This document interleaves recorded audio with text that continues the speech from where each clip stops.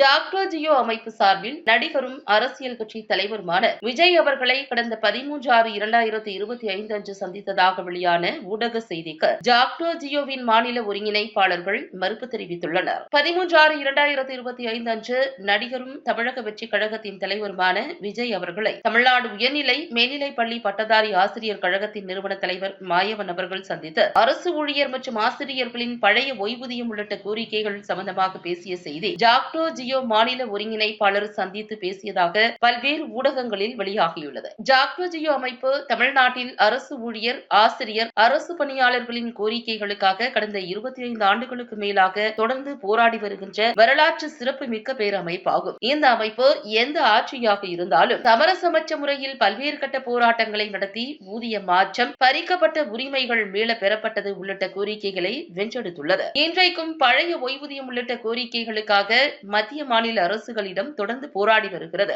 இன்றைக்கும் தமிழ்நாடு அரசிடம் ஜாக்டோ ஜியோ சார்பாக தொடர்ந்து பேச்சுவார்த்தை நடத்தியும் பல்வேறு கட்ட போராட்ட நடவடிக்கைகள் விளைவாகவும் அரசிடமிருந்து சரண்டர், மகப்பேறு விடுப்பு, பணி வரன்முறைக்கு சேர்ப்பது உள்ளிட்ட 9 கோரிக்கைகள் பெற்றுள்ளோம். மேலும் பழைய ஓய்வூதியத்திற்காக அமைக்கப்பட்ட குழு அறிக்கை 30/9/2025க்குள் பெறப்படும் என உத்தரவாதம் வழங்கப்பட்டுள்ளது. எனவே அரசிடமிருந்து நல்ல முடிவுகள் வரும் என்று எதிர்பார்த்து தற்காலிகமாக இயக்க நடவடிக்கைகளை ஒத்திவைத்துள்ளோம். ஜாக்டோ ஜியோ பேரமைப்பு அரசு ஊழியர், ஆசிரியர், அரசு பணியாளர் அமைப்புகள் சார்பாக பல்வேறு சங்கங்கள் கொண்ட கூட்டமைப்பாகும். இதில் பங்கேற்றுள்ள அந்தந்த சங்கங்களின் மாநில அமைப்புகளின் முடிவுகளுக்கு ஏற்ப தனித்துவமாக செயல்படுவது அந்தந்த சங்கங்களின் தனிப்பட்ட முடிவாகும். அதற்கும் ஜாக்டோ ஜியோவிற்கும் எவ்வித சம்பந்தமும் இல்லை. எனவே ஜாக்டோ ஜியோ சார்பாக மேற்கண்ட நடிகர் மற்றும் சங்க தலைவர் அவர்களை சந்தித்ததாக வெளியான தகவல் முற்றிலும் உண்மைக்கு புறம்பானது. அதற்கும் ஜாக்டோ ஜியோவிற்கும் எவ்வித சம்பந்தமும் இல்லை என்று மறுப்பு தெரிவித்துள்ளனர்.